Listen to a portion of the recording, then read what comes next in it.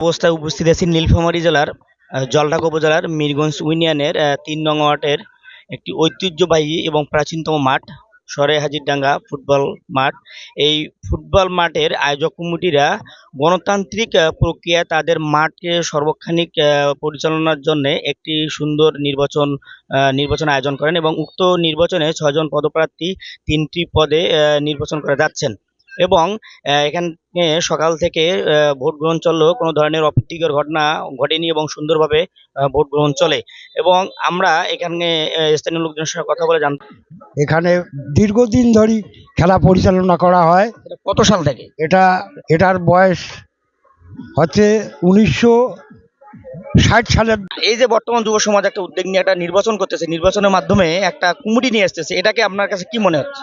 এটা অবশ্যই আমি ওয়েলকাম জানাবো এই কমিটিটাকে। পাশাপাশি যারা তরুণ সমাজ আজকে অ্যাডভান্স করতেছে, আমি অবশ্যই কামনা করব আগামী দিনের যাতে মাঠটার উন্নয়ন হয়, এই আশাবাদ ব্যক্ত করবো আর কি।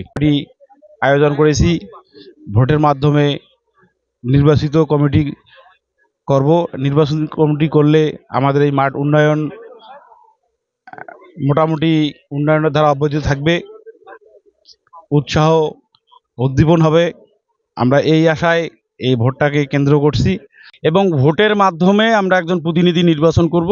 তারপরেই আমরা একটা পূর্ণাঙ্গ কমিটি দিয়ে আমরা মনে করো যে ধাপে ধাপে মনে করো বড় বড় খেলা ছাড়ার আমাদের মনে করো যে একটা পরিকল্পনার জন্যই আমাদের এই নির্বাচন।